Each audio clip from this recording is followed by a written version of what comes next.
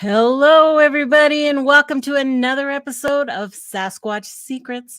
I'm your host, Nikki Colon, and I'd like to welcome everybody. Look at y'all just funneling in here. Whoa, we're already up to 27 in here. Looks good. Hello, everybody. Just Steve, Sandra. Woohoo! Loving that green on you, Sandra. Sharon, Sasquatch Wizard, good to see you. Bat Mom, Jay Fritz is wearing the green as well. Oh my goodness, Donald, Uncle Bones, always in here. Rabbit, Brian and Chewy. Drum roll. I have a drum roll somewhere over here. I don't want to mess with my stuff right now. B. Lynn wearing the green. Love ya. Thank you so much for supporting me. I appreciate it. Angel Nolan. Woo. Sharon up there at the top. Tip top. Always in first. It is so. If I missed you, I am sorry. But I have got a great show for you tonight. And I'm going to start out with this little intro so we can bring my guest on for sure. So, nestled in the captivating vistas of southern Arizona, artist Michael Montoya finds his muse amid the rugged splendor of the American Southwest. In his immersive artistic journey, Montoya delves deep into the enigmatic realm of Bigfoot lore, infusing it with his unique blend of creativity and digital finesse. As a seasoned illustrator, Montoya has left an indelible mark on the genre, bringing the mysteries of Bigfoot to life through his vivid creations. Beyond his artistic endeavors, Michael Montoya is a driving force behind Sparrows and Sombreros, a small family business that serves as the beacon of creativity in his community in the heart of southern Arizona. So I'd like to bring, if I'm in the right place here, I'd like to bring him on so we can chit chat. So here we go.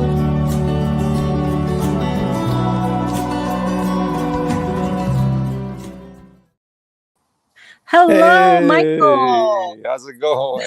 That was an incredible intro. Thank you for that. You're welcome. I try to give everybody something special when they come on here.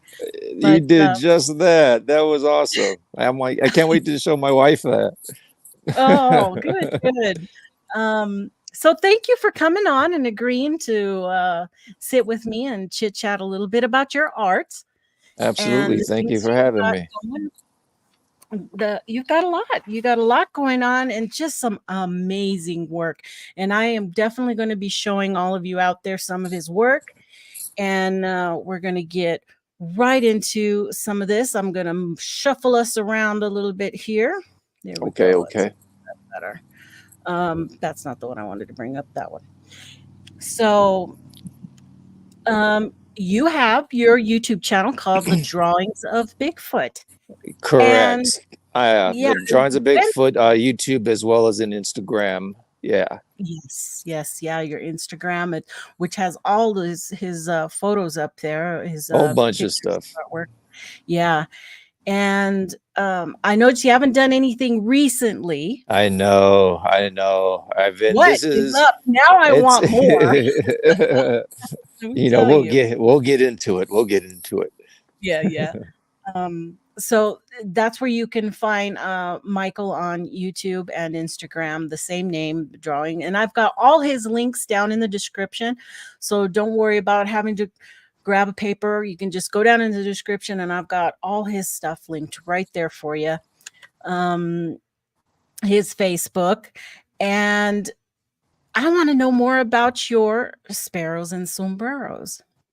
Yeah, Sparrows and Sombreros is a family business. It's me and my wife. We met years ago while working retail, and sometime a little before the pandemic hit, we were thinking about starting a clothing line for kids. And as we were doing the designs, a lot of friends and family members were asking if we can make special orders and adult sizes for them because they wanted them as well too. So then we just thought, oh, well, instead of a kids clothing line, we'll just make, cool designs for, for all ages kind of thing. And once the pandemic hit and we were all in lockdown, we had a whole lot of time in our hands, and we just put a lot of of our weight on this, on our business, which is now, Sparrows and Sombreros. It's yeah, been doing it now since the pandemic. Yeah. Well, I fell in love with the flying javelina, and I had to go order me one because as a lot of you know out there, I'm from Arizona. So where my mom and dad used to live, well, where my dad lives now, we would run into the javelina out there all the time. Yeah. So Oh yeah. We'll run into them dad, at night when you have to look out for them when you're walking your dogs in the neighborhoods, like out in the streets here. yeah. I had a friend visiting from Los Angeles about a year ago, and we were driving to pick up some food, and it was at night, and it was us down a road that didn't have any street lights, which makes no difference in this area. And we turned the corner, and I instantly knew what it was, but I was like nudging him, like, look, look, look, look, look, look. Yeah. And the look on his face, it was like probably a very mild version of what a Bigfoot encounter is to some people, because his questions are like, those are out here? They're just like walking around out here? I'm like, yeah, you have to be careful. Yeah. My dad had to put some big old boulders in front of the house because my mom was a avid walker in the mornings, early mornings, and she would get chased from them. So he put boulders so that she could jump up on top of the boulders, because they don't look up or climb, so she could just pop up onto a boulder and be safe. And yeah, so it's pretty crazy, especially when they have their little it's like the movie Tremors. Yeah, they come out of nowhere and you kind of hear them, but if you hear the little babies, then there's going to be an angry mama. You better, that's correct. You got to be looking out for that. So anyway, I loved it, and I had to get me one of those shirts for sure. Awesome. Yeah, we have a website, sparrowsandsombreros.com. We do a lot of stuff, a lot of Southwestern, style stuff, as well as a lot of pop culture stuff crossed with some Southwestern, flavor as well too. So yeah. Oh yeah. Yeah, I was looking through all that stuff. But for sure, I didn't realize that you were the artist behind the spider drop Bigfoot. I did this guy. Yeah, and I was so amazed at how you put it together into a video. And I'm going to go ahead and show you guys that video, because I know a lot of you have seen this guy around. Pops up, everybody kind of talks about it, because many people talk about how they've seen Bigfoot drop into a spider kind of crawl on the floor. Many actually have said that in their encounters. So I'm going to bring this up, and we're going to let you see it. It's a 1-minute video, but you guys you're going to love it. You're going to absolutely love it. So I'm going to pull us out and make it big for everybody. And we will go for it.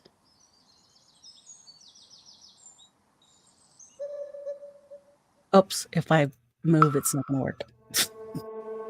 It was stretched out to the side on its hands and toes. Sorry. Dang it. That was the best part of the video you just cut out right there. Was the part when the people started attacking the tree. Some of my best work. And I swore I had the whole thing. Okay, I gotta do that again. It never fails. I always have something. Okay, now it won't let me back over there. Jeez. It's always one thing or another, guys. We'll get it. It's just because there's too many buttons. You just can't hit one Yeah. to go live to do. Well, while you do that, I'll share. You know, I think I can't remember how long it's been since I did that video. It's been a few years, Uh-huh. but I've always Go been ahead. very fascinated by the descriptions people have given about this spider crawl, or in this case, a spider drop.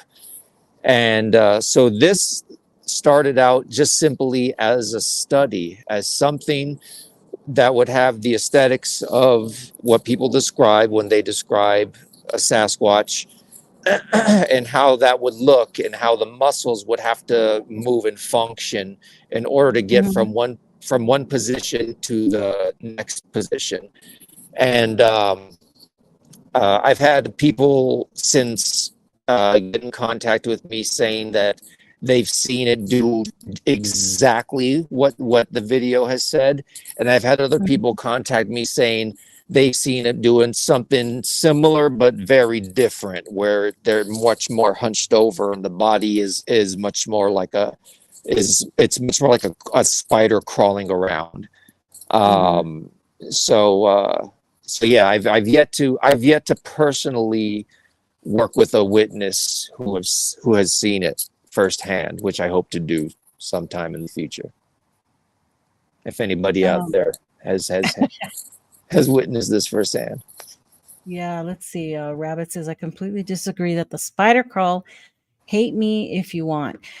It's hard to disprove or prove a spider crawl for anybody. It just depends on the person and their encounter. Yeah.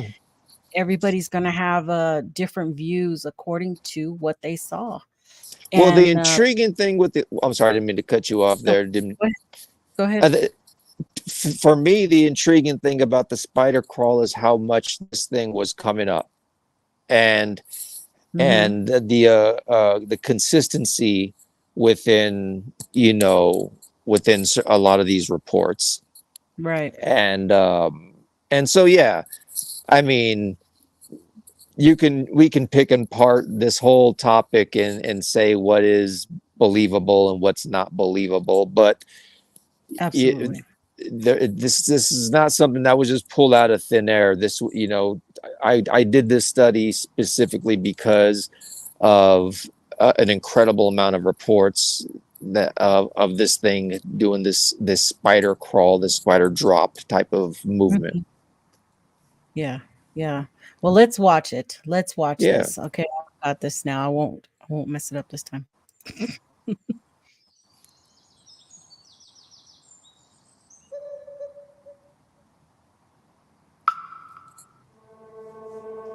It was stretched out to the side on its hands and toes. It wasn't just on its hands and feet. It was like a spider.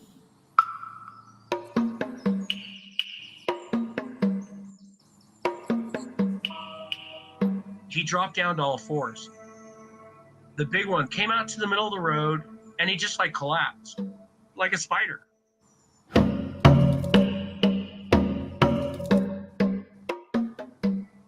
The chest was not touching the ground. It was looking right at me.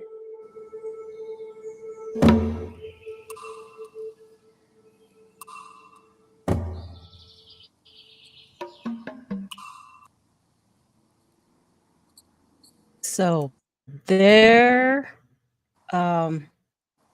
was that quickie. That's a little one. You have to go to his channel to watch the other ones that are amazing, that you put these encounter stories into, make them into life, through your art. And yeah, try to add some visuals, and I've worked with witnesses who've helped me recreate their encounters through drawing, using animation and such. So right, yeah. Well, this one here was really just this is more of a study than anything. This started out just as a study, and then I thought, well, maybe I could do something with this, and created a video to just share it. Yeah, and I'm not standing on a soapbox screaming, "This is what it looks like when a Bigfoot drops down to all fours." I Right. don't know. I like everybody else love to research and study in my own way and into this whole phenomenon. Right, correct. I mean, we don't know, it's a lot of speculation, but it's really neat, I think, visualizing or having something like that put onto paper to when you hear the encounter and then you see what it could have been, it puts a whole new feel to it. I like it. I like it a lot. Um, Thank you. yeah, stories will always just be stories. That's just the way it is. But Yeah. it's still an awesome thing to look at.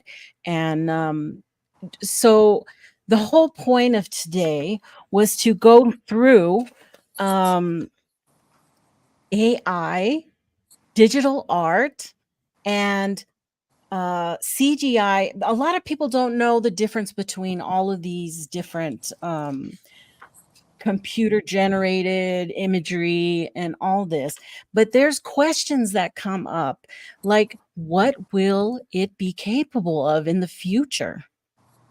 We have hit this moment in time where they tend to call it the Kitty Hawk effect. Okay, where remember the Wright brothers had their breakthrough back in the Right. 1903 with their flight in Kitty Hawk, and then boom, things started to happen after that, right?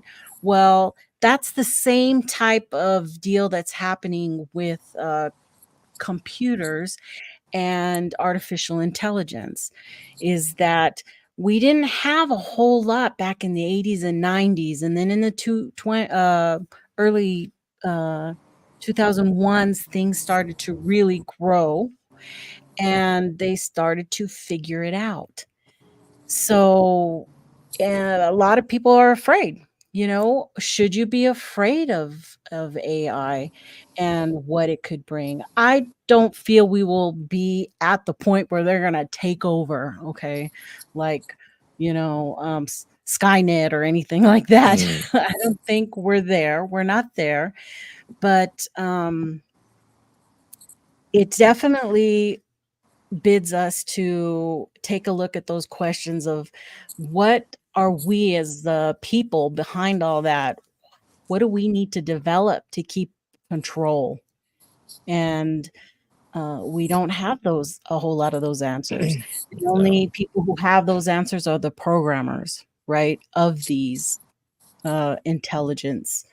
And what happens to the artists, that are out there that it could take over certain jobs that we would hire out artists for. Now, you go to Midjourney or any of these other AI, Bing AI or whatever, and you put in and it pops up a art An image, piece. correct. So it's definitely going to, and it affects us here in the Bigfoot community. It affects a lot of communities all over. But for us in the last 2 years, we all had talked about, just look out, it's going to get better, things are going to happen. And what are your feelings about this type of artificial intelligence coming along? Do you consider it art?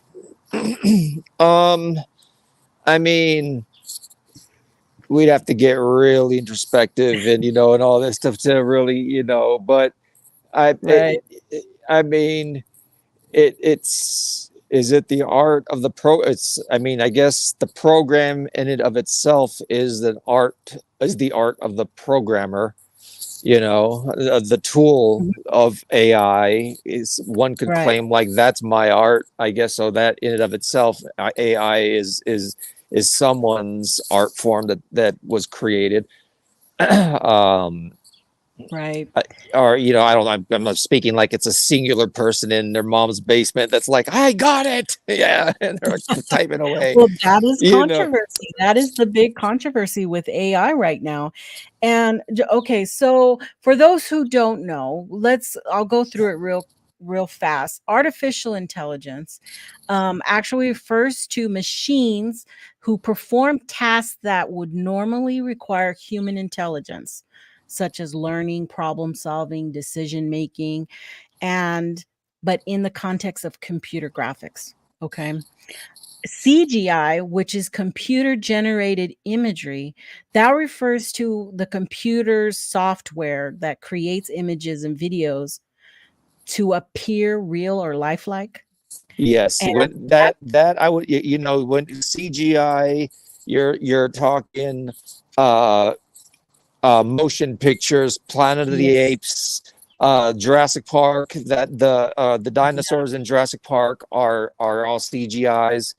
yeah, So that's that's what to yeah. kind of All commonly used in television and video right, games and other media. It's created with the CGI. which is And also becoming more and more accessible to people and yeah, just your yeah, everyday person now. With if who has a smartphone. yeah, for sure. Photoshop. We used to just have to deal with Photoshop back in the day, but Hmm. that is just a software application that is used for editing and manipulating digital images. And you can erase stuff, enhance stuff, make things prettier, stuff like Yep. that. Or just And make things appear that aren't there at all. yeah, yeah, you can add a lot of stuff to that. Yeah. So, but digital art is still an artist behind the pen, and they're still using their creative, artistic value to their photo. They're just using a computer tools, the app tools and what have you on your digital screen. Um, Yeah. so it's really there's four different things we I have should to have look I up. should have had my my iPad ready to Oh, show you exactly what I could run and grab it. But no, that's correct. Digital, you in terms of what you were just talking about, yeah, it's instead of a pencil and paper, you're using an Apple Smart Pencil, an Apple mhm, Pencil with or iPencil, whatever it's called, and many cases uh, some type of tablet, or of some right, kind, So as and opposed to using paper, and right. you're still physically drawing. You're still physically Yeah, drawing, and the advantage that you have is you get to customize your pens and pencils to whatever you want it to look like. If you want it to look like a pencil sketch, you can do that. Although I even feel like a lot of the pencil sketch, if I were to do a pencil sketch, I would just do a pencil sketch. I have a very specific aesthetic that I use digitally for the drawings of Bigfoot stuff, uh-huh, because whenever I work with witnesses and do composite sketches, I do that on the iPad. It's so much easier to make adjustments or to mhm. save something, or to add layers as opposed to erasing certain things. Yes, And yes. My as a type, daughter does that. yeah, Yeah, and but it's a bunch of tools. If you don't know how to draw, it's absolutely useless. It's not gonna magically make you a better drawer or artist, a better artist. It's just more tools. It may inspire right. you to do more art, but Mhm. it's Yeah. very much a tool. Yeah, it's amazing. It's an amazing tool. My daughter, who's a graphic artist as well, showed me, and I go, "Oh, you should change this to this." And she took off like 6 layers and went to that one layer, Little took thing, it yeah, off, and I'm like, "Whoa, what yeah, did you just do?" She goes, "Well, yeah. I every time I add something, I put a new layer on top." And that way, if she wants to go back and change, it's like a lot Yep. easier, right? You're not sitting there having to erase a whole bunch of other stuff to make corrections. Right. So it's an amazing tool for sure. Right. And working with Bigfoot witnesses, it's important to be able to move at the speed that they're moving, and it's Oh, it's yes. very helpful in that sense. Uh-huh. Right. Yeah, and to give them different options. You know, I suspect you might have already different types of eyes, different types of noses, mouths. No, actually, No? no. Don't? When I Oh. when I first went into this, that's what I thought as well too. But honestly, it's really a series of questions. You don't want to. I mean, by doing that, you're just you don't want to Bias. muddy the memory any more than it Right. is, and by just throwing a bunch of noses at them, it's like it's Yeah. it just might confuse them more than anything. So it's more so the questioning process that is the big thing. The art and everything is the tool. Me being an artist is the tool. My sense of creativity ends with my choice of aesthetic, which is what we talked about. I have a very specific brush set that I use when I draw Bigfoot, and when I work with artists, I always have a white background. I try to keep it as plain, as simple, as to the point as possible. That is my artistic choice that I'm making. Beyond that, well, as soon as you work with witnesses, your sense of an artist, that ego that you have in an artist has to take a back seat, and it's just a matter of asking a very specific set of questions and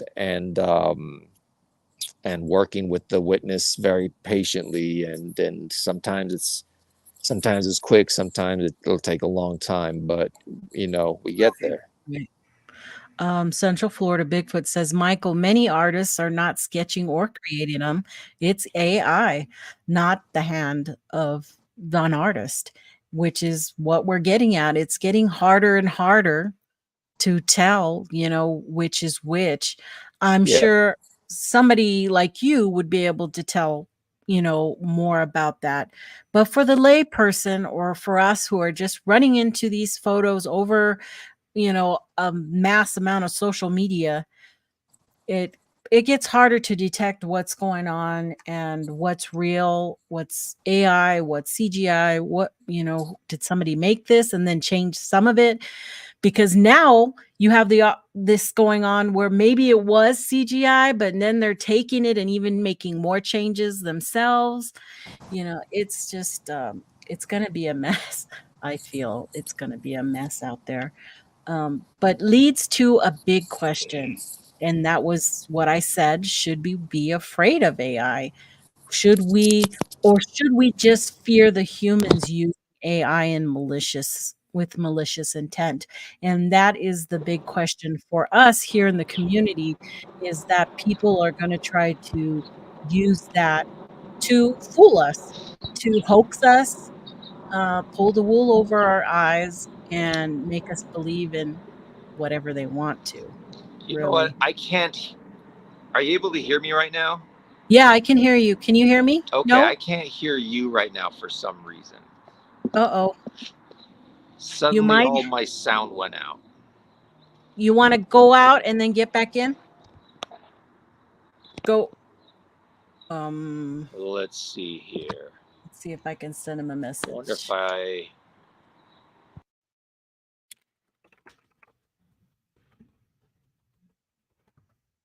If you can see my message. Oh, he did. Okay, so let me look at the chat while he tries to come back in.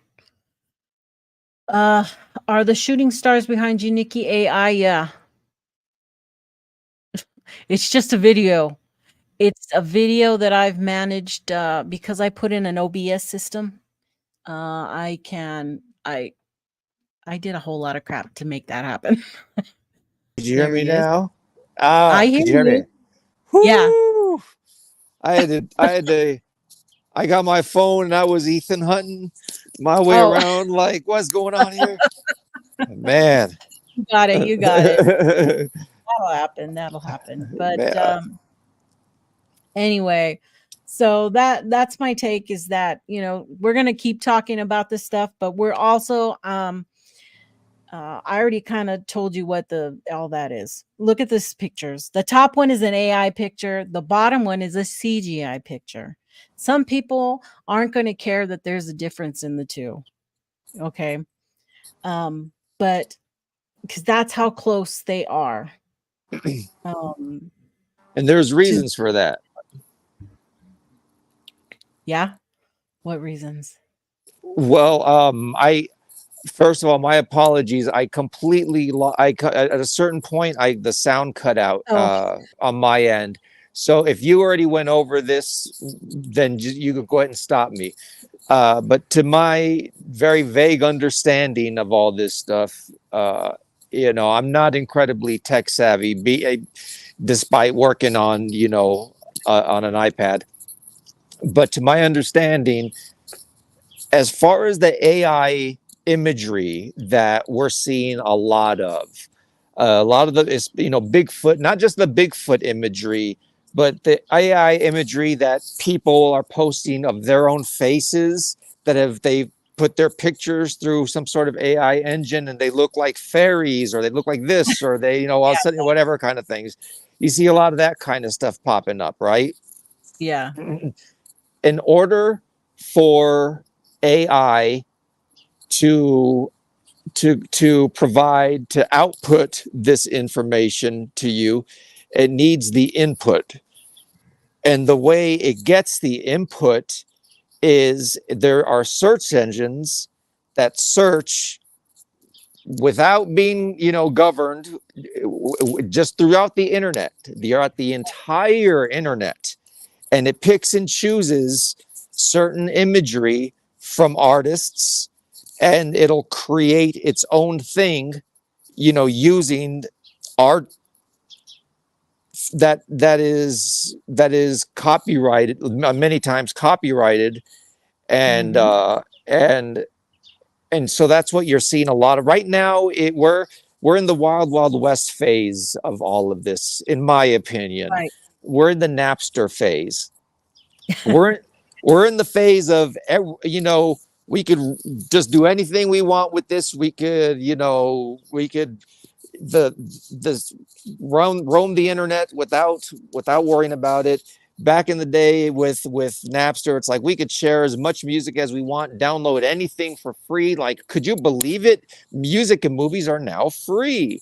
And now if you're like really tech savvy, you know, I'm sure you can do it, but it wasn't as accessible as it was during that time. Like if you were there, you were there. You were like, what is this, Christmas?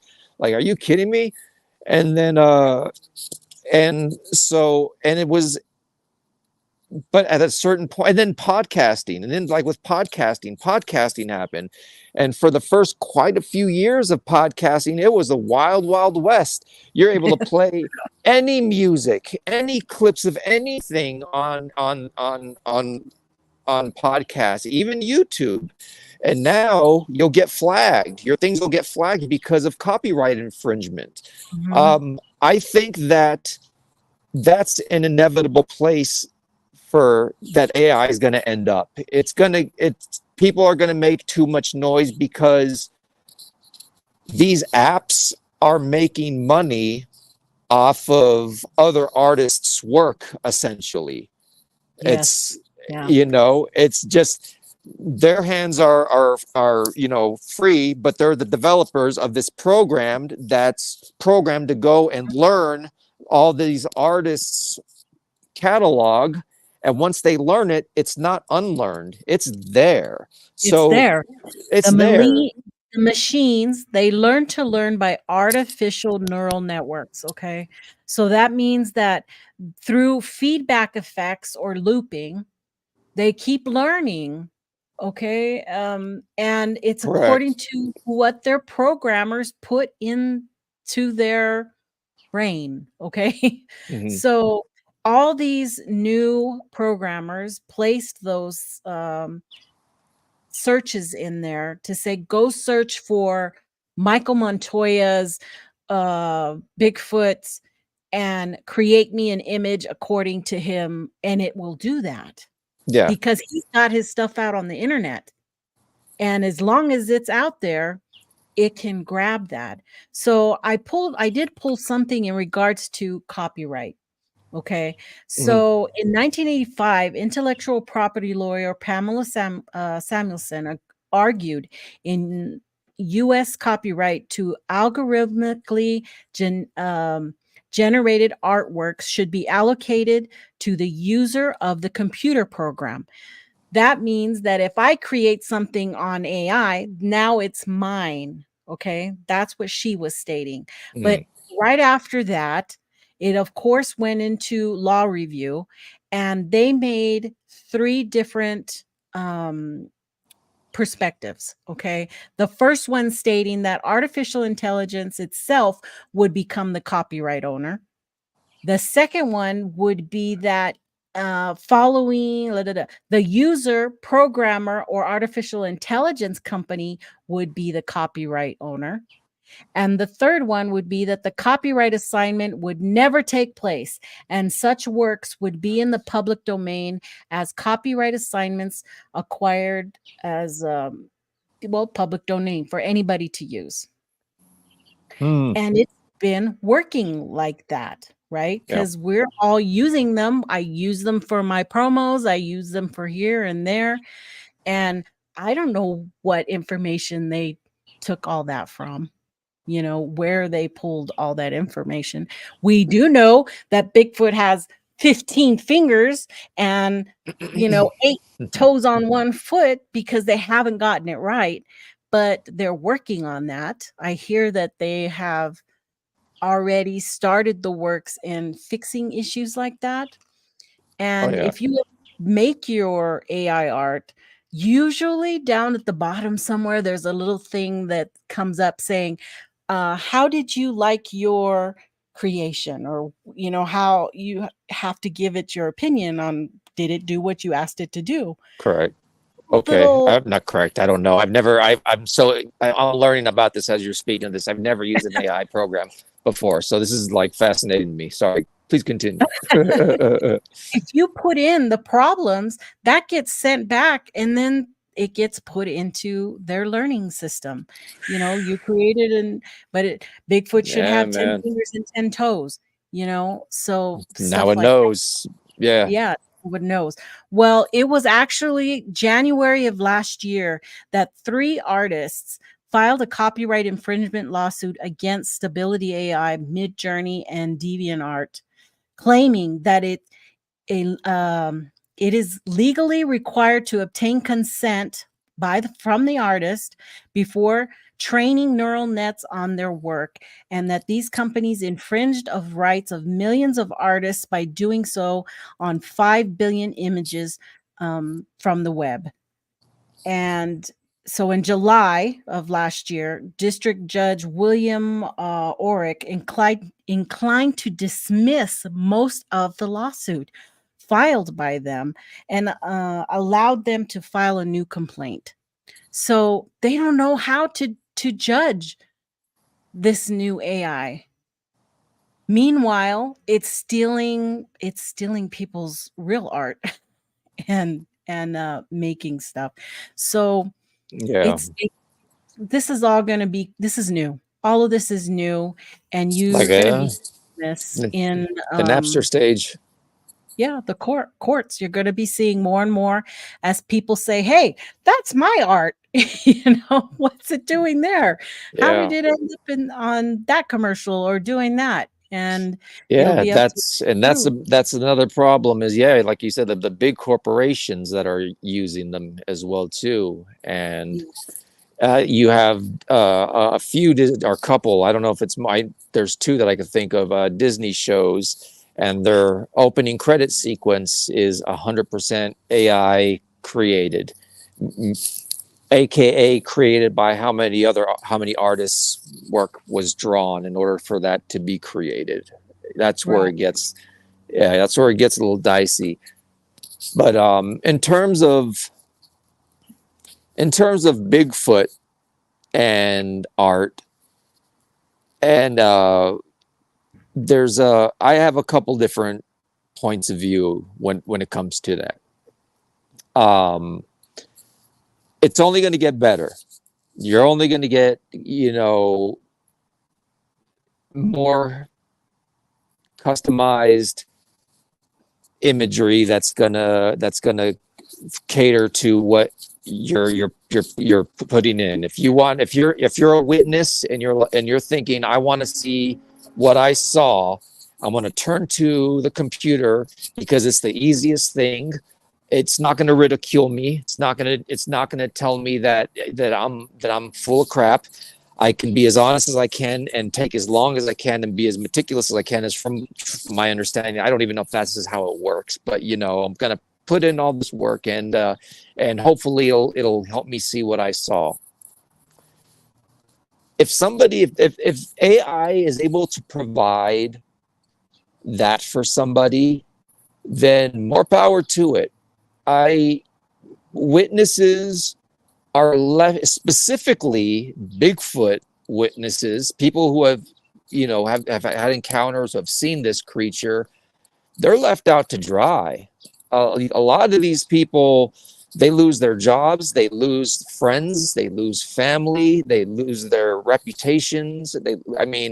They're ran through the mud. And if something like this is able to give them some sort of closure, I can't say I wouldn't do it. By all means, give it a try. It might help. But there's a big difference.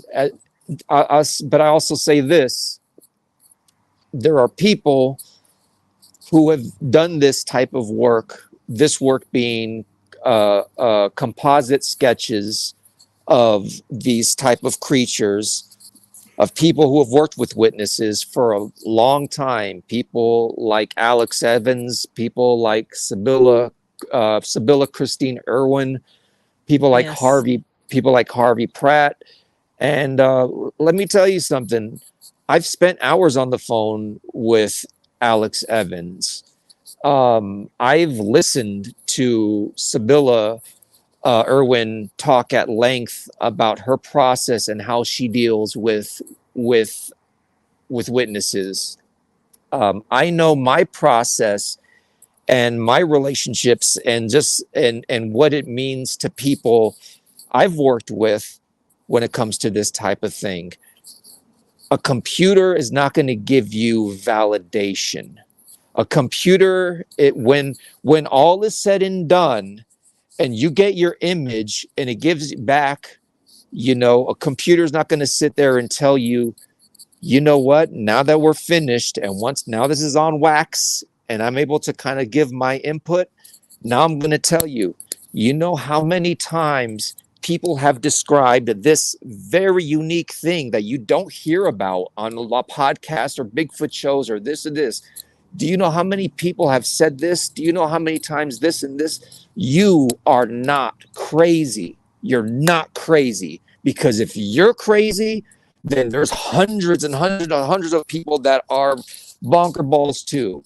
There's just something crazy is going on. And let me tell you, it's not you, and it's not your fault that this happened to you. You know what I mean? A computer's not going to give you that validation.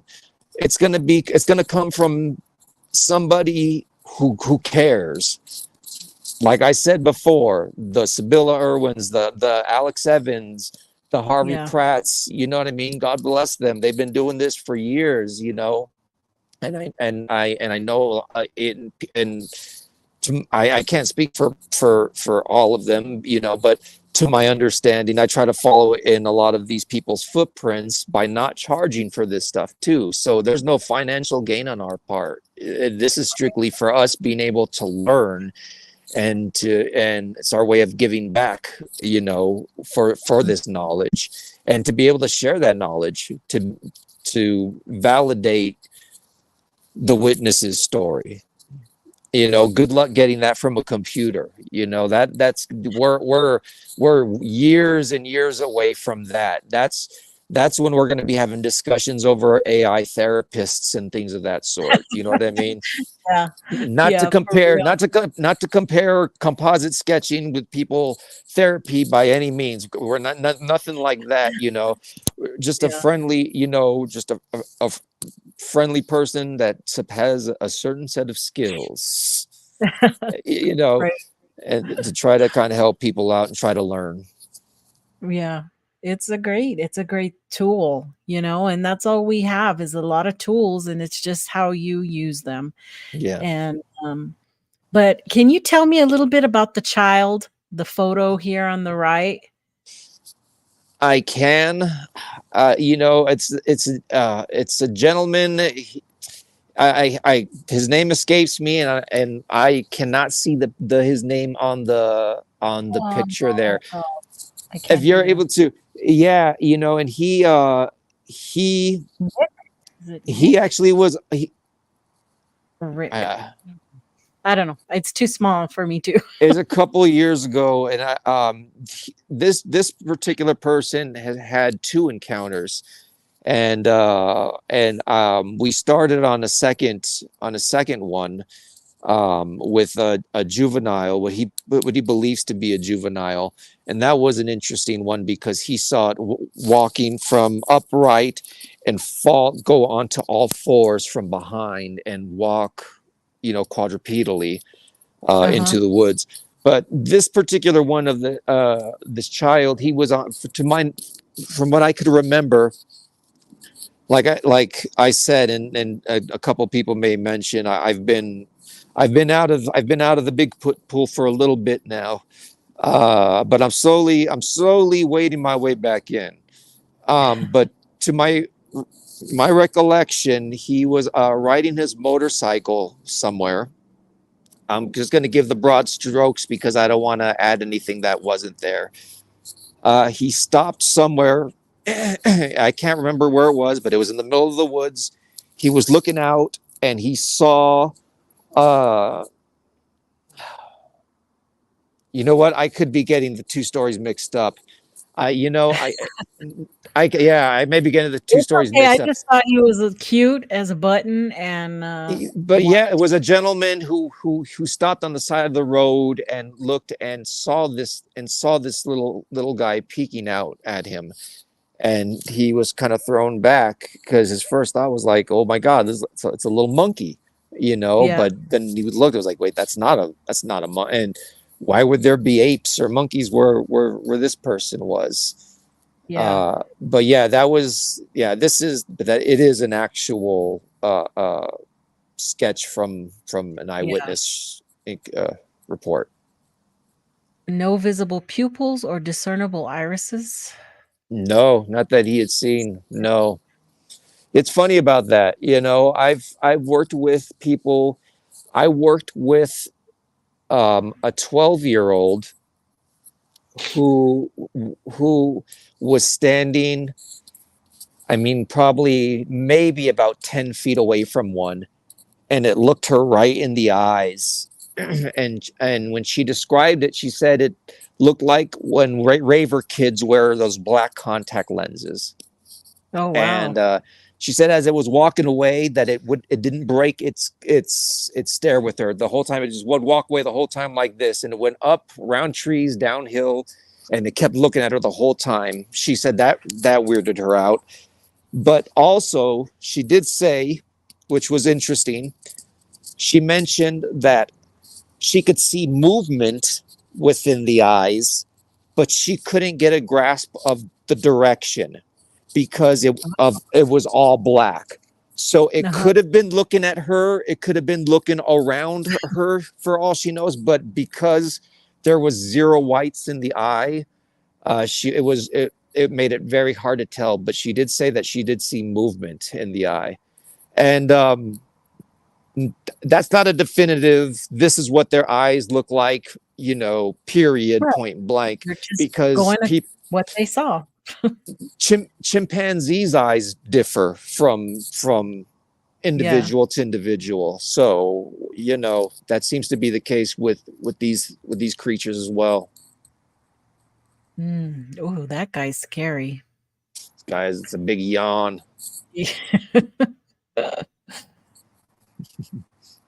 For sure. Oh, that one looks good. Yeah. There's more. There's a bald one. The bald one there in the middle there. If you go onto the Drawings of Bigfoot Instagram, I posted that one. That's the bald Bigfoot, and I did 3 different versions of hairstyles. One with it very long, one with it very short, and one with it, you know, more of a an ape kind of a hairline, just to show how different it makes the individual look, Right. just simply by the way the hair is. Yeah. Well, yeah, for sure. It gives it a whole different, even personality. Yeah. Oh yeah, look, you're digging deep. These guys are not digital. I mean, you're showing a lot of stuff that's a lot of just Prisma marker and Right. pencil and then pens. Like none of this stuff here, from what I could see, is digital. No, yeah, no, I did mix them up and bring on some of your other pencils. The one to the far left here with the big forehead, that's an actual, you know, witness from a witness sketch. That's a witness sketch. A sketch done based off of a witness testimony, I should say. Somebody that I worked with. Did you make a video on? You made a video on that guy too, right? I did. Yeah, okay. I did. That one is also on the Drawings of Bigfoot's YouTube. I worked with her first on the composite sketch on this guy here, and man, I remember her name is Stephanie, and we worked for a while on this guy. You know, she really grilled me. That's the thing with working with witnesses, is once they're comfortable with you, you know, they have no problems, especially when you tell them, you're like, yo, give it to me. Like, if it's wrong, don't be afraid to say it's wrong. If this takes hours, it takes hours. If it takes multiple sessions, it's going to take multiple sessions. Then, like, I'm here, let's do this. And she's like, all right, hold my beer. And she was, you know, and she would just start, nope, this is wrong, this is wrong, this is wrong, this is wrong, this is wrong, this is wrong, this is wrong, this is wrong. Okay, change everything. Okay, this is wrong, this is wrong. Okay, this is kind of okay, that's kind of going okay, but very, you know, it's like a lot of, and this is a very good description, vague description of what working with witnesses is kind of like. Oftentimes, there's a sternness. You know, there's this, you know, this and this. And, you know, a lot of times it takes people a little bit to warm up to you, because they want to know if you really believe them. Are you somebody who really believes me, or believes that these things are real? Or are you just somebody who's curious, and you have your friends just off of camera that's just like looking at each other like, wow, look at, get a load of this, you know, who are you? Yeah. Why are you doing this? And so it takes a little bit to get through that. But once they get through that, and then they understand that you are essentially their tool, then, you know, then you're put through the ringer. And a lot of times it's very stern. Like, nope, no more of this. And, you know, nope, it wasn't like that. It was, and a lot of times the witnesses will find pictures and say, it was kind of something kind of like this, or something like this. You know, I don't have anything that I pre-selected anything. So if they have stuff that they bring to the table, then it's like, okay, that's cool. They're able to find that. They're able to say, it was kind of like, see these two eyes, how this eye bends this way a little bit on this one, but on this one, the eye kind of curves this way. It was kind of a mixture of those two. Then I could take those two and go, okay. And then I could start creating an eye, and they show them, and then they could shape it. Then if it goes on for too long, we need to take breaks, because you don't want to just contaminate the memory, you know?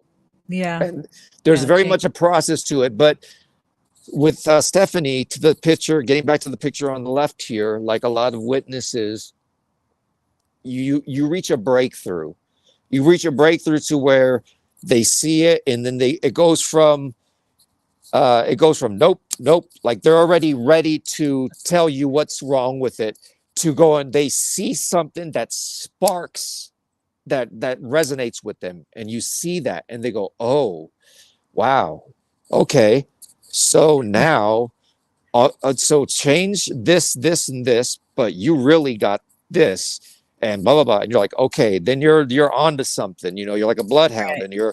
and you're making those changes for them. You see them, and then slowly but surely you see them, just it's almost like it's I don't know how to explain it. It's something very cathartic for them to be able to let this out, because a lot of times I've started working with people who were interested in what I did and wanted to talk to me about what I did, but wasn't 100% sure that they wanted to go through with it because they're just not ready to revisit it. It's a very traumatic thing, but there's something that's so more intellectual, I guess, very formulaic about the approach, that you're able to kind of from what I have witnessed, the witnesses have been able to remove themselves. They appear to be able to kind of remove themselves from their own story a little bit, and they're kind of able to dissect it from a distance, and very intellectually for some reason, and for some, I don't know why, but you see them get their power back, so to speak, a little bit, as much as one could. You know what I mean? Yeah, Like I say, a lot of these people are just left out to dry, like they're just like a bunch of lunatics that are just seeing apes, monsters in the woods. yeah, yeah. I can see that. A lot of people. That's why people don't come forward. Yeah, There's a lot of people out there who do not come forward. There may be some really good evidence out there, but because of ridicule and they're not going to do it. They just rather it just go away because they're not part of the community. Maybe they're just out there, camping or hiking or whatever, and they had an experience. right. And right So, now, more than we're in a really bizarre time, because we're in the time of we're not right now, we're in the era of UFO stuff, all this UFO disclosure that's coming out here. You're having people who would never ever consider entertaining the thought of UFOs being real, who are finally going, okay, I'm paying attention to this. And then when you say something about Bigfoot, they're going, okay, would you, okay, stop. You know what? I'm grasping this right now. I don't need to be hearing about your creatures in the woods right now. So there's, yeah. as awesome as a lot of the disclosure is, it leaves a lot of Bigfoot witnesses that much more out to dry, while at the same time providing a lot of information. Because when you hear about these people testifying before Congress about how certain people that had certain knowledge of certain things, how they were treated and how they were threatened, it really coincides with a lot of witnesses of how they say they were treated and how they were threatened, about being harassed by these agencies that are subcontracted through the government, but aren't government agencies. Therefore, the government gets to do this and go, hey, whoa, you're saying UFOs, you say? What? Over there? Huh, let's find out together. And let's go find out who's behind all this, and let's get them in trouble. Let's go. There's fall people for it now, But when you hear a lot of the witnesses before, when I was listening to the Congress stuff, that's all I kept thinking about was the way they're talking about them, the way they deal with these witnesses. Yeah. You hear that time and time again with the Bigfoot, people. So even throughout all of the stuff I was saying, within there's also validation. There's validation within that stuff for people who have seen these creatures. Sorry, not to sidetrack you. No, it's all part of the conversation. It all kind of links together, all the paranormal, all the cryptid. We're kind of, a family, I guess, of believers, because most of us believe in it. I mean, I'm a hardcore evidence skeptic, but I believe that there's something out there. I don't think that thousands and thousands of encounters can all be made up or fake or anything like that. There's some validity there. So, but what we got to keep on going, and hopefully one of the researchers or weekend warriors or anybody out there runs into it and gets something worth showing. Because what we have the PNG film, we have the Freeman footage, we have, not a whole lot that can't be explained actually, but it's still all good. And it's still fun for me. It's still fun. It's my biggest love. My hobby is to talk about this and to bring on these shows for y'all. And let me see what we got over here. That middle picture right there is a still Yeah. from the big forehead Oh, composite sketch that I was talking about from Stephanie's. right. I did a video. I worked with her on the composite sketch, and after we did the composite sketch, I worked with her on a video detailing her encounter as a whole, and which is kind of something I started doing, which was an extension of the composite sketch experience. If you want to go a little bit more and have this thing created, I would love to do that, and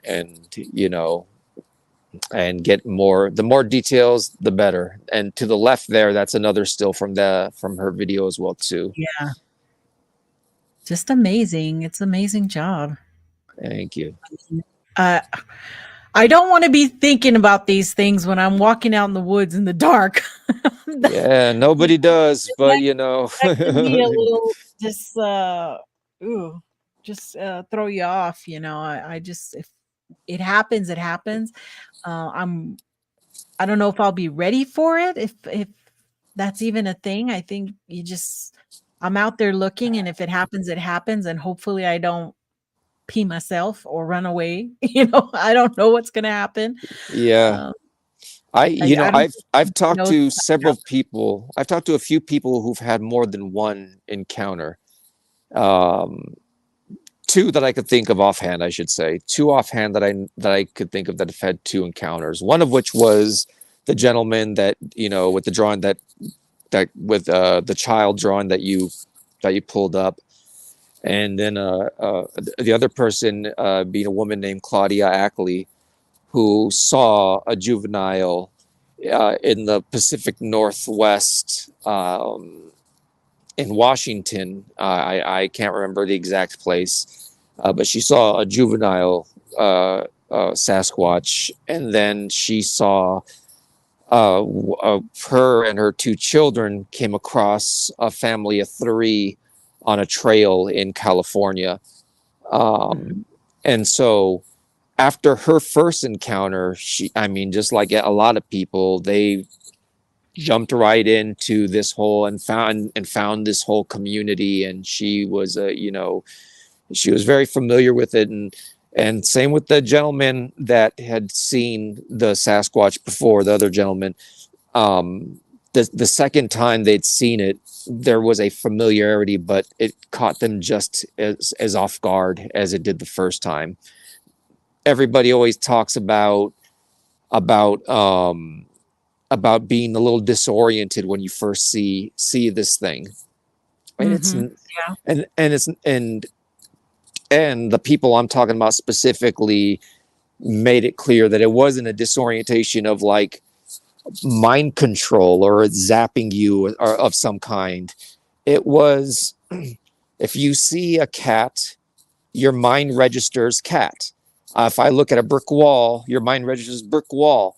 If you see something that's not in here, not in this Rolodex, they talk about how their mind doesn't, it takes a few moments for them to grasp what it is they're looking at, because it's something foreign. It's something that's not supposed to be there. It's something that's not supposed to be on their charts at all. And then it takes up a couple minutes to go, what the hell is that?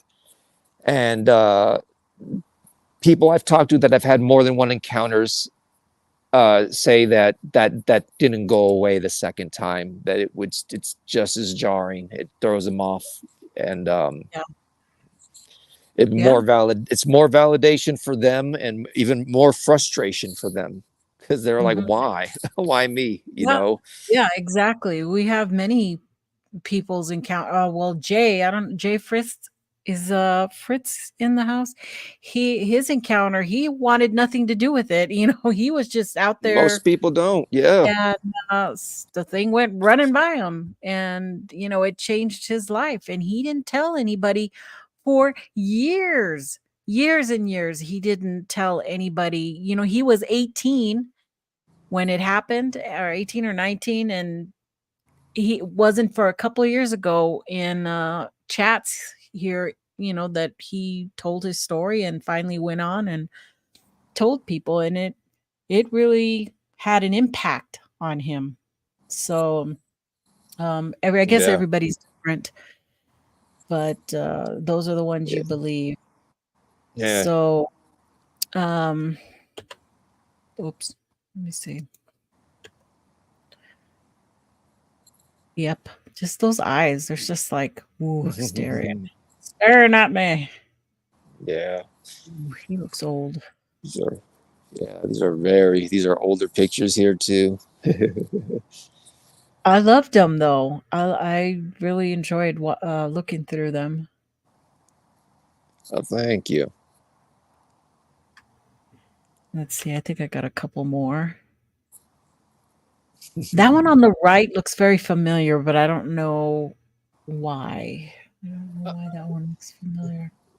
A lot of these make their circulations around a lot of the Facebook Bigfoot groups and things of that sort. Yeah. This little guy was, you know, this wasn't a sketch. I didn't work with a witness on this particular one. I had spoken with the witness, and I went home and I just drew it based off of what we had talked about. More so for me, because I just wanted to kind of see for myself. But yeah, it was a child. Yeah. Juvenile. Yeah. I love that foot. The metatarsal break. Yeah. Yeah, I wanted to, you know, that one around too. A lot of people have grabbed that one. That one, yeah. I just wanted to see what it would look like. So I did research on, you know, on metatarsal breaks and things of that sort. And there actually are some humans out there that, you know, it's like just a thing some people have, but very few. Yeah. Amazing.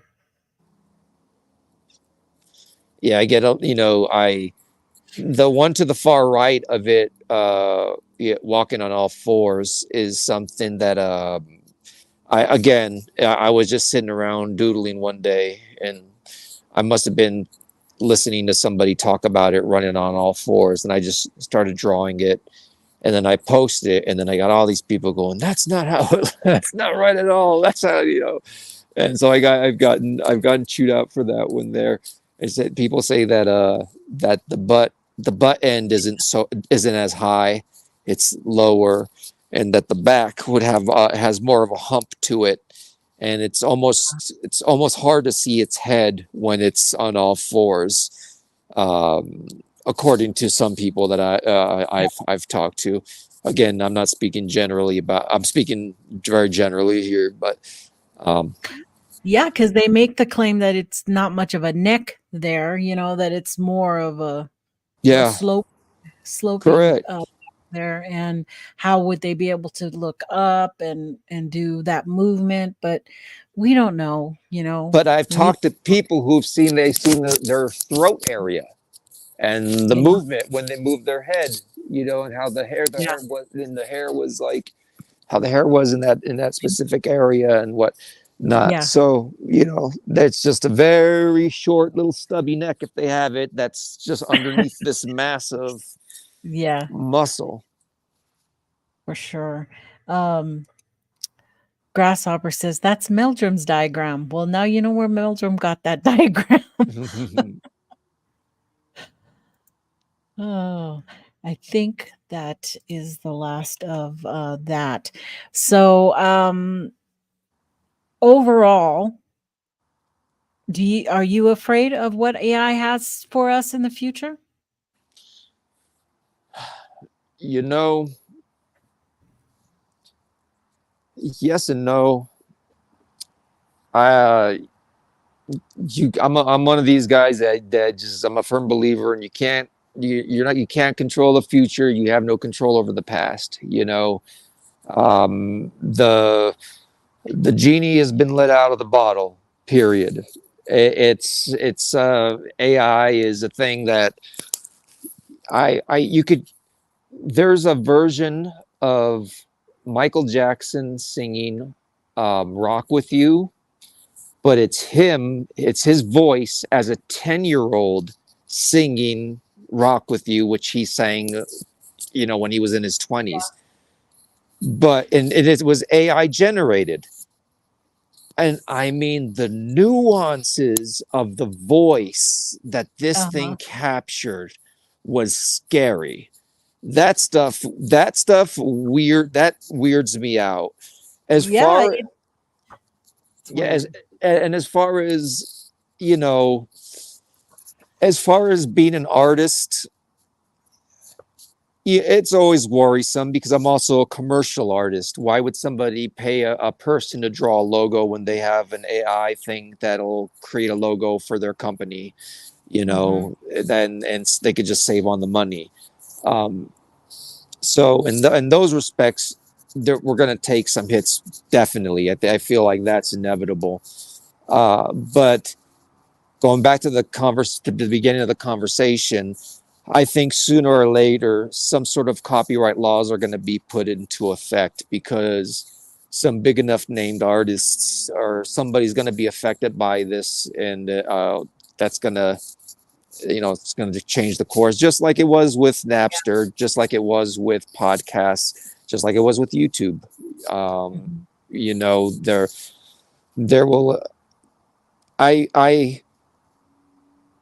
I don't know. If I had to guess, my guess would be is sooner or later there's going to be some sort of thing patrolling these things the way that it patrols YouTube. Whenever certain words are said, then it flags you, you know, or something like that. I think the algorithm out there. You got to watch yeah, out. it's the algorithm, you know, It can make you zoom up too, but it can also bring you back down. I it could mean, it could be the thing that saves us from the little AI thing trying to creep into, you know, to your catalog to make it part of its own, which the thing is it's already there. You know, it's such a layered thing. But I don't know. I'm not too it's worried. already being used for deception all over the world. In terms Recently, of deception, that's a huge one. In terms of deception, yeah, that's going to be huge for the Bigfoot community because you're already seeing AI, you know, imagery pop up in pictures that are supposedly photographs, and they're right. not photographs. It's something that was made by AI. And right now, well, I mean, I'm able to tell the difference, but before long, you're not going to be able to tell the difference. So we're already, as hard as it was to take into consideration video and photo evidence, we're at the brink of that being that much more I agree. it being that much more Exactly. harder, you know, and which Yeah. sucks. that sucks. What if somebody gets clear 4K resolution of this thing's face? People are going to be like, I don't And know we're gonna, about that, in my next segment here, we're going to go over something that recently came out in the Bigfoot community over this last week. And but before we go to that, just recently there was an AI generated image of Pope Francis wearing a puffy white jacket, and it fooled viewers into believing it was an actual photo, but it was created by AI. Let's see if I can get that close enough so that you can kind of see that. Yeah. That is an AI image. And people thought, oh my God, he's wearing that puffy jacket. So it's already happening outside, people using it for their own fun, I guess. Yeah. Video and photos are going to be things you're just not going to be able to trust anymore, Nope, you won't. It's a crazy thing for sure. But real quick, I need to say thank you to Donald.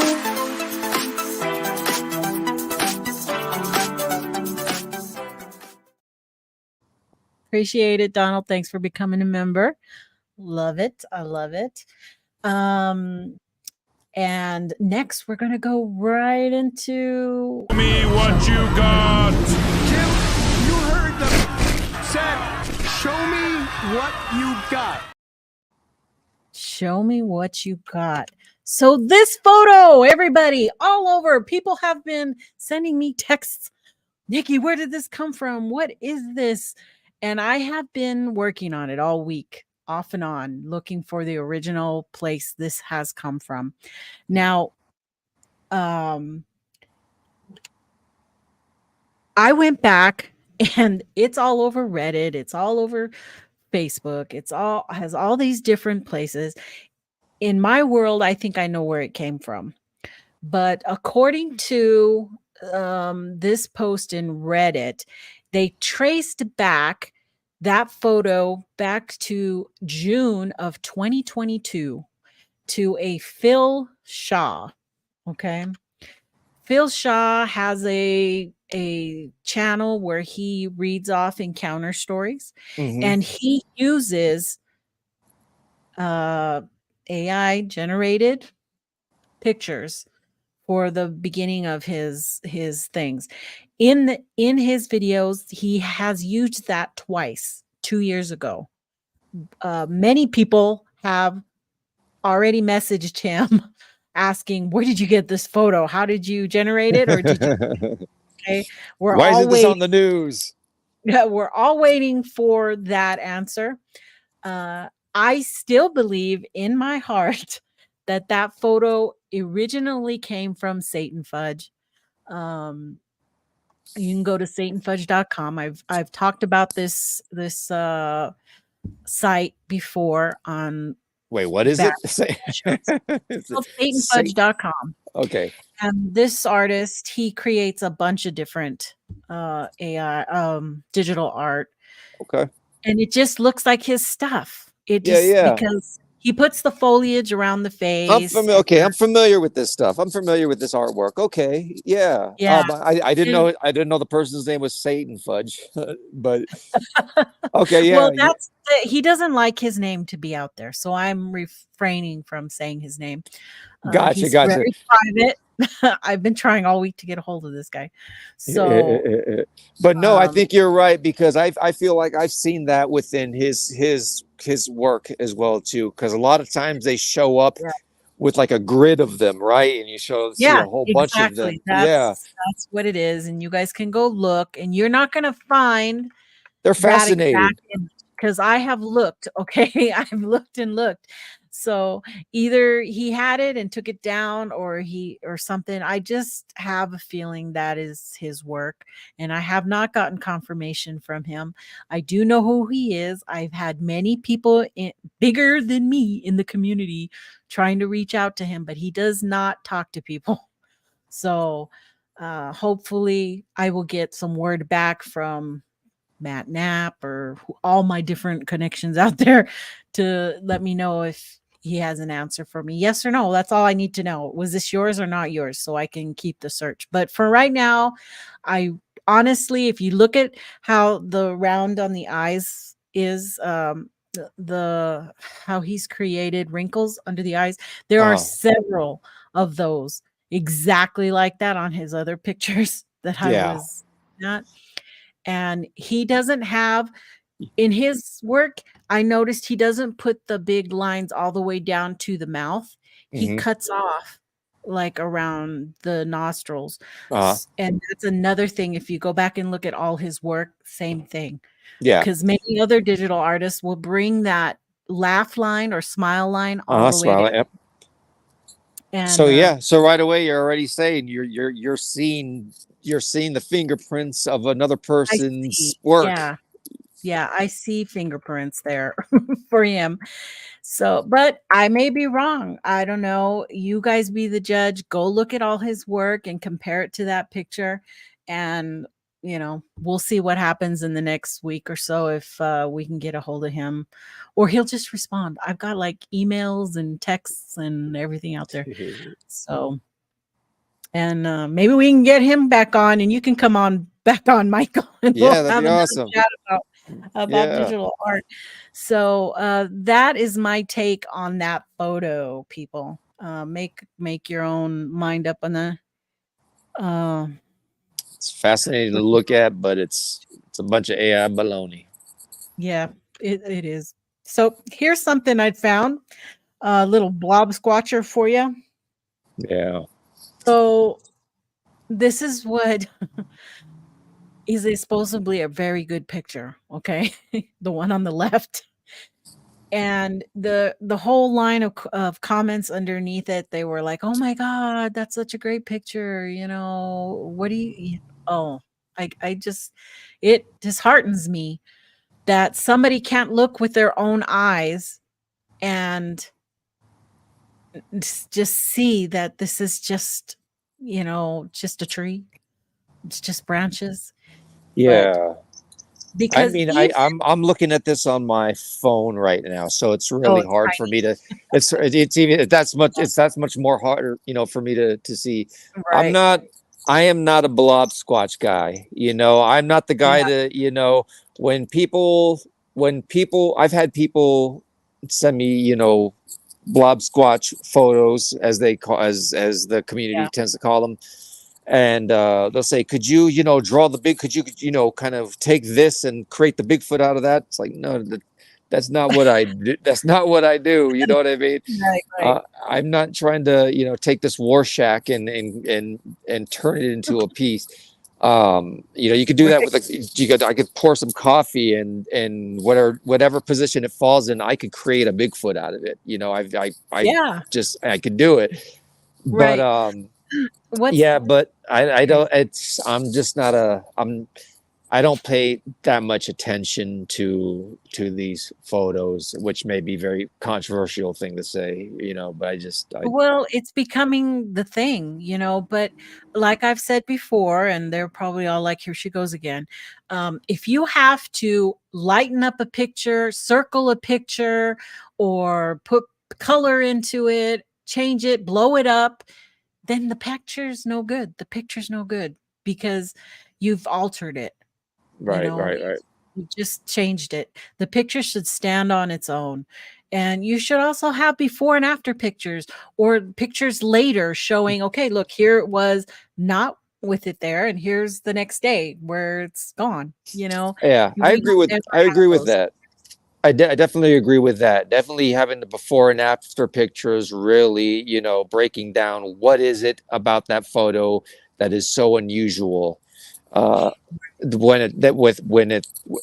this photo over here, like, look at this, having something to compare it to. Yeah. In terms of, if you have to enhance it, if you have to this, and if it holds for itself, for me, it depends on what's there. If it enhances something that's clearly there, that's one thing. But if it just kind of creates something, for the longest time, the Patterson Gimlin film, I always, as an artist, somebody who has studied aesthetics, I just never understood how that butt worked. How this big diaper butt with I just did not understand how it worked. No Uh-huh. idea. And I was like, that makes no sense to me. That looks like somebody wearing a diaper. And it wasn't until it must have been about 3-4 years ago. I was in the I was actually in the middle of the woods with a couple of Bigfoot people, and I think it's Sasquatch, Ontario. I want to give credit to the people who did it. I believe it was Sasquatch, Ontario, posted this beautiful 4K resolution picture of the Patterson Gimlin film, and by that, as compared to what it was, I mean, you can see that what's behind Patty, as they refer to her. Uh-huh. You can see that they are clearly trees, whereas in the original film, it almost looks like this weird abstract oil painting in the background, you know. But Oh yeah. you're able to see trees, you're able to see what type of trees they are, and not only that, I was able to zoom in and really go at slow motion. And that famous frame is at 132. Somebody out there that's watching this, correct me if I'm wrong. 352. 352. The famous frame. As soon as she takes that step, you see this muscle that goes straight from her knee all the way up to where her thigh is, which was in a place I didn't think her thigh would be. I thought the thigh was somewhere different. So in my head, the anatomy was different, but in that frame, you see that thigh flexing, and all of a sudden, I'm like, I know how that butt works. I know how that butt works now. I know how this butt fits on this creature now. It made sense to me.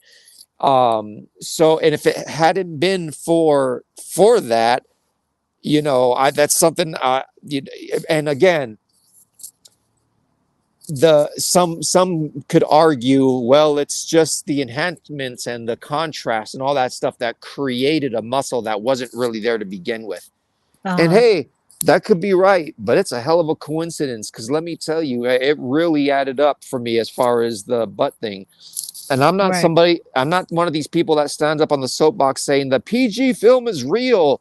When I'm asked, I don't know. I don't know if it's real. Yeah. I don't know if it's real. I don't know if it's fake. But the more you dive into that thing and the more probing you do, the more and more fascinating it gets. And It it seems that way because we've been talking about it for over 50 years. and that's what I'm saying. It stood the test of time. You know what I mean? There hasn't been a definitive, a definitive, this is fake, the definitive anything, you know, For sure.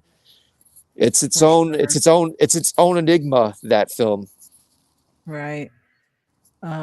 Yeah. So this is just another one of had to draw it in because nobody could see what they were looking Yeah. at. So they had to draw it in. I've had people Um, send me stuff like this, and it's just, I just can't do, man. yeah. It's, Just yeah. just say no. Just say no. Now, this was interesting. Okay. This was a gentleman who was saying, well, you all say that you can't tell if dark places in pictures are Sasquatch or not. But what if you have the second, you're always asking them for the picture afterwards. So Mm. that's what the one on the left is what he posted. I redid it a little bit larger on the right, but Yeah. because he has two photos, supposedly the same shot. Okay, hasn't moved. The camera's not moved, but 15 minutes apart. And he claims that now something has moved from the left to the right. Mm-hmm. Okay. How do you debunk that? Is his claim is that this is, how do you Well, do that? Well, But it's well, the question is, how do you debunk what? How do you debunk that this is a Bigfoot, or how do you yeah, debunk that there is, well, because there's no proof that this is Bigfoot. I mean, he's showing that there is something that appears to be standing again, I'm seeing this on my phone with my you know, my old eyesight. And from left to right, and when you compare the top to the bottom, it does look like the same area. And you know, the only difference is this dark mark from the left to the right. So Right. if anything, it's, you know, I mean, there may have been something there dark that moved from the left to the right. Anything beyond that is skepticism. You know, what I don't. And again, what's these are the questions you have to ask, though, is Yeah. what And to me, the important thing, what is the context behind the photograph? What's the story behind this? Is that was this somebody who has a series of these photos because there's a lot of activity going on, and now they have corresponding audio recordings as well too?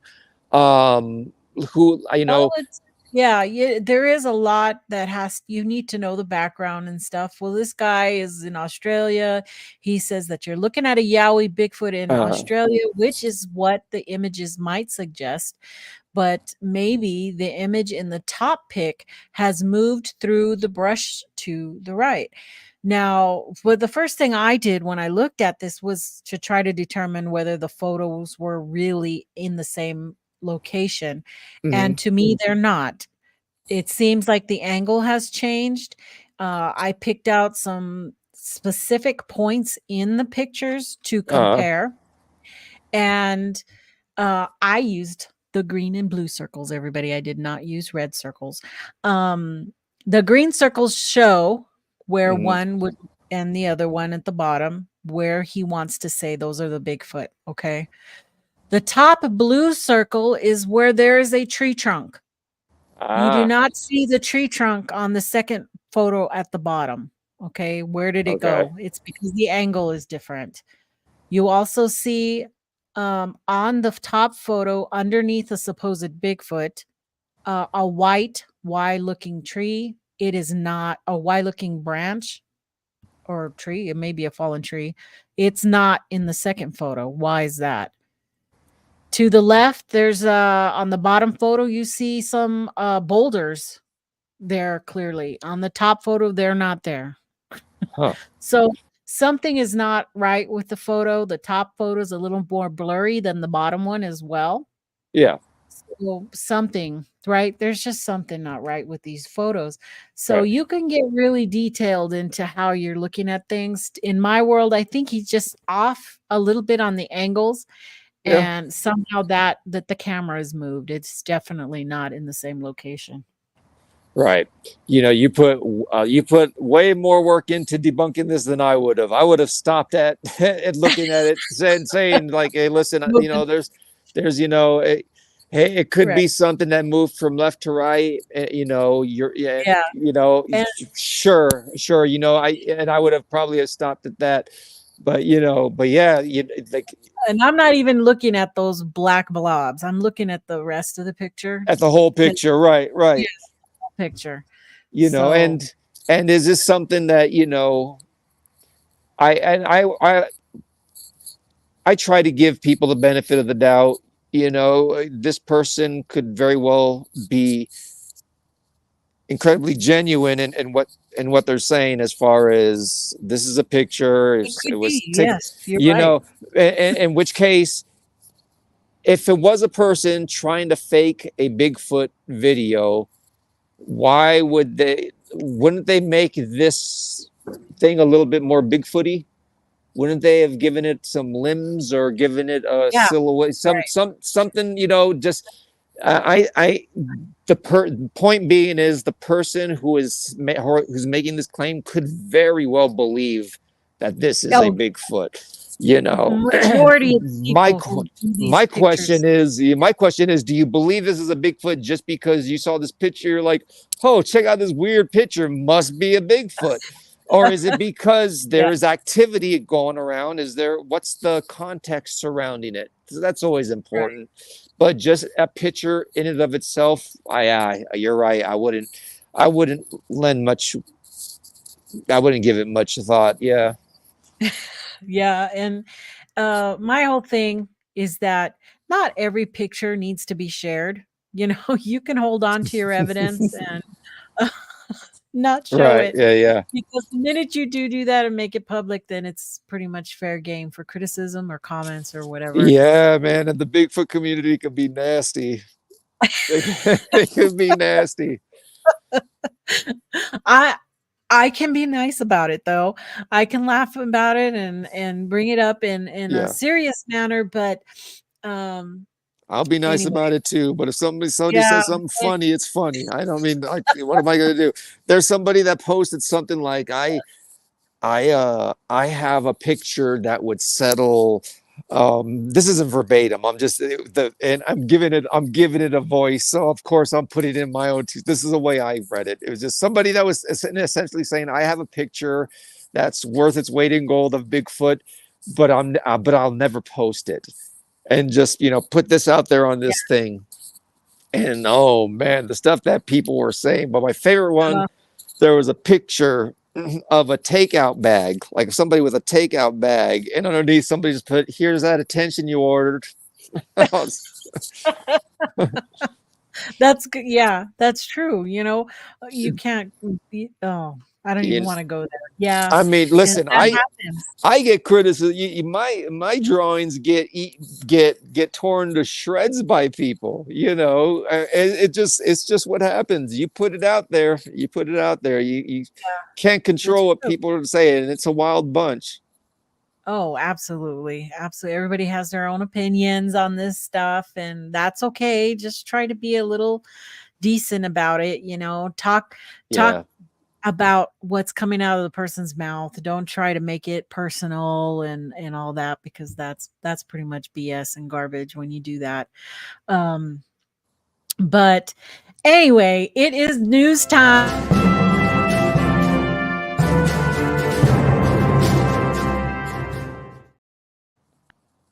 What is in the news today? Not a whole heck of a lot. Right now, what is blowing up on the internet is this Sasquatch Sunset movie that Jesse Eisenberg. Oh, that's right. Yeah. And it's a comedy, guys. Okay, so don't take it seriously. It is not a documentary. It is just for fun, and it's very silly, and you can watch the trailer. I've put it down in the description so you guys can watch the trailer. It's just going to be a fun little thing. If you don't like slapstick and you don't like farting and stuff like that, don't bother. Don't bother watching this. But anyway, that is all over the internet, and I just thought I would throw it up there real fast and remind everybody that. What would be interesting is once this movie comes out, and it would be interesting to find out how much each one of those suits cost. Oh, that would be interesting. Yeah, because it's not a cheap thing to create a big hairy suit. Right. Somebody was just saying that one of the suits made for, oh God, now I can't remember. Where was I? It fell apart. That the suit, after it had been worn so many times in filming, that the latex started to fall apart, and it wasn't even saved. So a lot of these are latex, and once they're taken off, they just, degrade. Yeah. And so, with point being is, when you do see certain videos, it gives those videos a little bit more context as to how hard it would be to create something. And, you hear the argument you hear to death about the PG film is that, the stretchy fur fabric thing wasn't created until after the fact, kind of thing, and all this and all that. But, to lend that weight, that would be a very expensive suit to make, some hair covered suit. So videos coming out, that's something to take into consideration, especially oh my God, the videos you mentioned the Patterson Gimlin video, and then the Paul Freeman, the Paul Freeman footage. Yeah. Something like that would be in the Freeman footage. How much would something like that cost? Is that something that they had within their budget to get a big hairy suit made, or make it themselves using what? I don't know. That's why I'm always fascinated. That's when it comes to this movie. That's the one thing that I'm intrigued by. I'm like, I wonder how much they spent on that, because then that gives us kind of a scale as to how much That's somebody. interesting. I wonder if I could write the production company and they would release something like that. That would be That's pretty awesome. interesting. Yeah. Yeah, I'm gonna try to do that. Anyway, that's your news for today. I only have that one. We want to make sure to get out of here today for sure on time, because our own Brent Dill. Oops. Why is it not going on? Be on the look. I'm gonna bypass the song. We have this one. So this is coming up this Wednesday, folks. Sasquatch Secrets presents Let's Talk with Brent Dill and the Red Creek Mafia, Mike Bluler. That's at 8 p.m. Mountain on Wednesday night. Okay. This is something that was supposed to happen a long time ago, but nobody had their schedules right. Okay. So they're going to get together and have a talk. And I think it's going to be something we really need to do. They need to do. And I'm going to host it. So hope you guys can all be here for that. And oh gosh. Memberships. I had to do it. I didn't want to do it. I have been putting off creating a membership on my channel since last year. I was eligible like last September or October or something, and I didn't do it. But I needed to unlock a lot of features that comes with membership. So I did that. And if you guys are interested, I would greatly be appreciated that you would go. I set the memberships at the cheapest I could for the Secret Sleuth at 99 cents. And that'll get you the little badges and the little loyalty badges and stuff and the emojis and stuff. But you also have the choice of Secret Staff or Secret Society.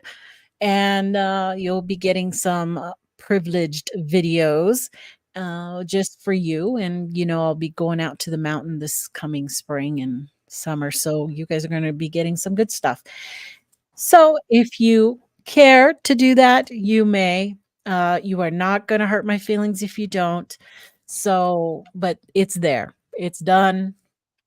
It's there. So what I was going to say is that Brent is going to be over on Squatch DTV right after this with Steve Calls, and they're going to have a great show for you over there talking about some more of this mess with Gatewood, the Todd Gatewood footage or picture. Do you know about that, Michael? No, I don't think so. Did I? I didn't. I was going to put the Todd Gatewood picture in here and I didn't load it up. Is it new? An upscale photo. He's claiming it's an upscaled picture of Patty's face. It's the picture that's there, and it shows her with teeth and all kinds of craziness. Okay. I'm sure you've seen it somewhere. Well, there's all kinds of controversy about how he got to that picture. Yeah. How okay. he upscaled Patty's picture to that photo. And they're going to be talking about it in about 15 minutes over on Squatch DTV. So, interesting. Ooh, wait, look at what happened. Oh, see, now I'm not in the right place. Uncle Bones in for $3. Whoa! Whoa! That was for you, Uncle Bones. Thank you so much for the super chat or super sticker. I don't know how all these things work. I'm still learning where everything's at.